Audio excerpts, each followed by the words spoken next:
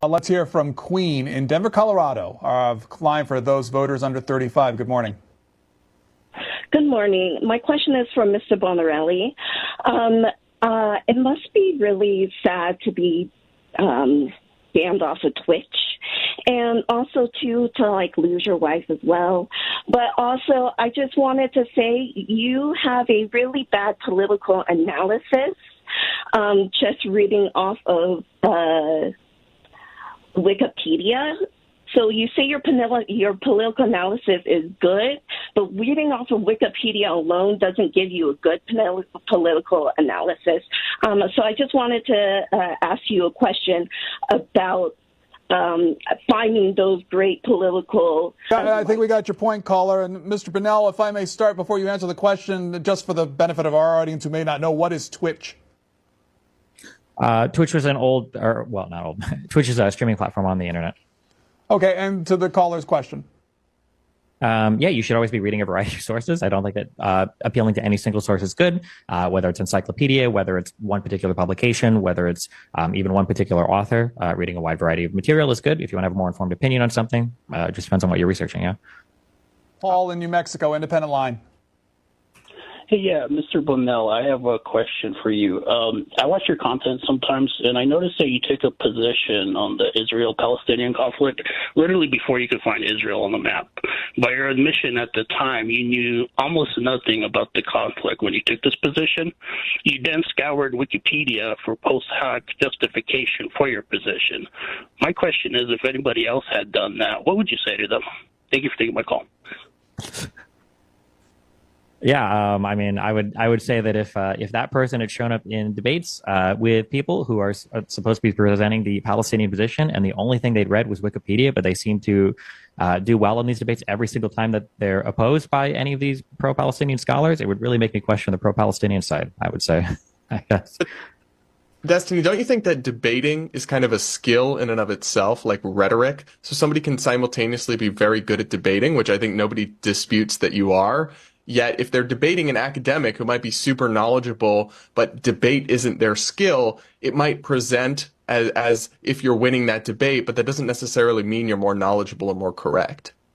Doesn't necessarily mean that you're more knowledgeable, correct? That is true. But I mean, like, as an academic, as humans, we cannot attach our brains to each other and transfer information, right? We have to do it through speech and language. If you're incapable of communicating whatever ideas you believe, that's a failure on your part, especially as an academic. I mean, you should want nothing more than to be able to communicate the ideas you have to other people. So I think that it behooves you as an academic or somebody that studies in a field to learn how to communicate those ideas effectively. Also, I think that different types of debates or conversations are going to lend themselves to different styles of rhetoric.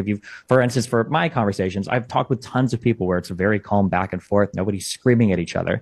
The amount of rhetorical preparation you need for a conversation like that is a lot different than debates I've had with like Alex Jones, where we're literally screaming at each other. So I don't buy the whole debates are just about who has the most rhetorical skill argument. I think it's a big cope from people that are too lazy to do the homework or figure out how to make ideas commensurate with other audiences, and instead just want to write a paper or preach to people that already believe with them with little to no pushback. Let me ask either, since the caller mentioned up, is Wikipedia part of that research?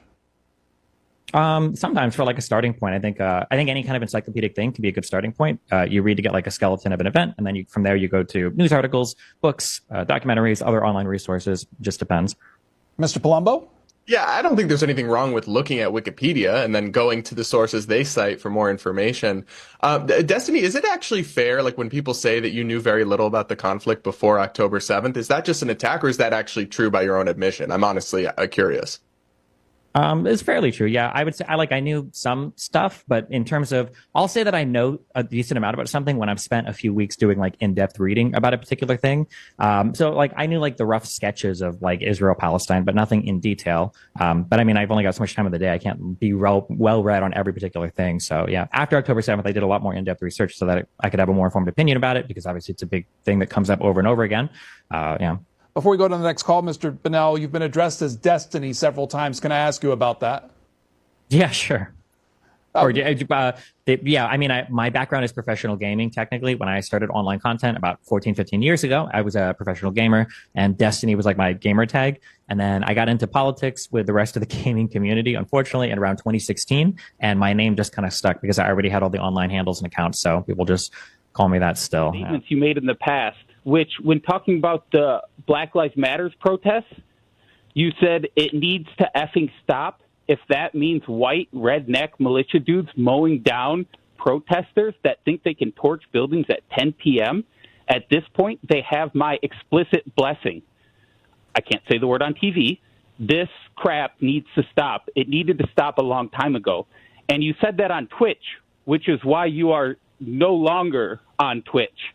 And you now stream on a site funded by state gambling. And the other consistency question is, do you still find it? Leave it there. Jesus Christ. Mr. Bunnell, if you wanted to address any of those. Yeah, for the first thing, so I stream 8 hours a day. We have a lot of pretty crazy, pretty hyperbolic conversations on stream.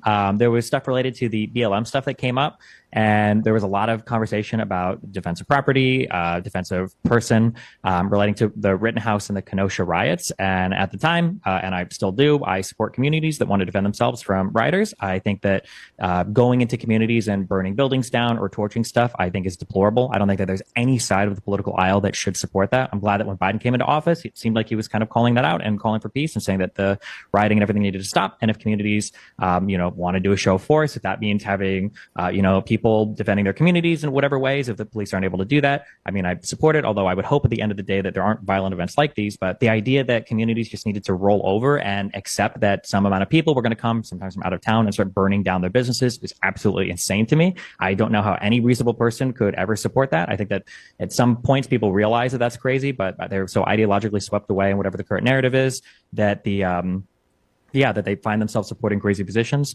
And that's my answer to that. As far as being knocked off the Twitch platform, to what degree was the caller correct?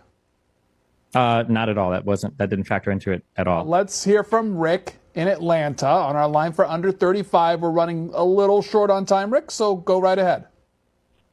Yeah, I have a question for Stephen DeVorselli. I used to watch some of your debate, and I remember you used to have a podcast. Was it with Trihax, I believe his name was?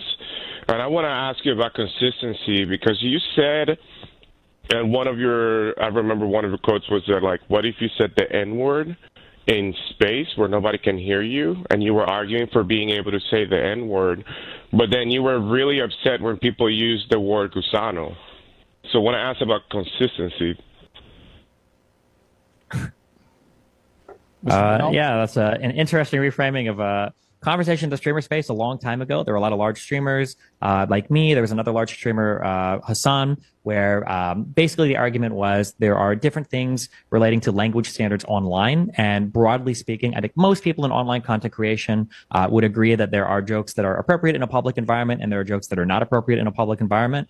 I think that I don't even think it's really a controversial position. I think that everybody agrees with that. Whether or not some types of language can be okay is going to depend obviously on the environment, the setting. It's going to depend on the type of humor being employed. I've never defended calling people racial slurs ever. So if somebody calls me a racial slur, I'm not in favor of that. I don't call people racial slurs. And I think that if people call people racial slurs, I think it's generally bad. I don't think I've ever defended that. So, yeah.